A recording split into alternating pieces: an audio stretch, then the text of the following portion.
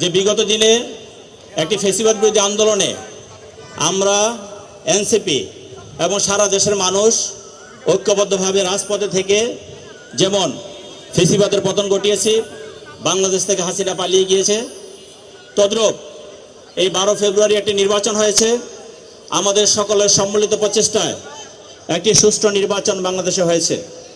সেই সুষ্ঠু নির্বাচনের মাধ্যমে গণতান্ত্রিকভাবে বিএনপির মাননীয় চেয়ারম্যান, বর্তমান বাংলাদেশের মাননীয় প্রধানমন্ত্রী তারেক রহমানের নেতৃত্বে সরকার গঠিত হয়েছে।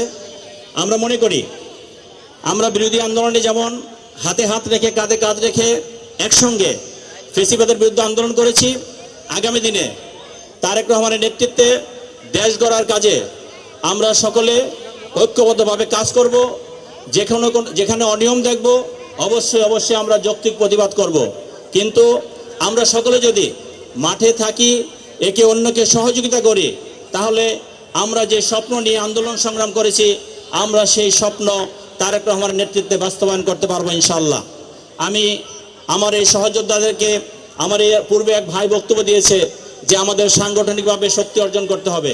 এটা ঠিক, সাংগঠনিক শক্তি ছাড়া আমাদের দলের ভিত্তি খুব একটা মজবুত থাকে না। সেই জন্য আমি মনে করি আপনারা সংগঠনের দিকে নজর দিয়ে সংগঠনকে আরও শক্তিশালী করবেন, আরও বেগবান করবেন। মানুষ যে প্রতিবাদটা মানুষের মুখে চায়, গণতান্ত্রিক যে প্রতিবাদ চায়, সেই যৌক্তিক প্রতিবাদ আমরা করব। পাশাপাশি আমরা দেশ গড়ার কাজে একে অন্যকে সহযোগিতা করব। আমরা সারা দেশে একে অন্যের সহযোগী হিসাবে কাজ করব। বিশেষ করে ঢাকা 18 আসনে আমরা যারা রাজনীতি করি, আমি সার্বক্ষণিক আপনাদের সাথে যোগাযোগ রেখে চলেছি, আপনারাও আমার সাথে তদ্রূপ যোগাযোগ রাখছেন। আমি সেই জন্য আপনাদের কাছে কৃতজ্ঞতা স্বীকার করছি। এবং বাকি সময়টুকু সব সময়, শুধু বাকি সময় না, সব সময় আমরা যাতে একত্রে থেকে এই ঢাকা 18 আসনকে একটি সুন্দর এবং মানবিক একটি আসন হিসাবে গড়ে তুলতে পারি, সেই জন্য আমি ঢাকা 18 আসনের সকলের সহযোগিতা চাচ্ছি এবং এনসিপির সকলের সহযোগিতা চাচ্ছি সারা দেশব্যাপী, সারা দেশে যাতে আমরা একটি মানবিক রাষ্ট্র ব্যবস্থা কায়েম করতে পারি।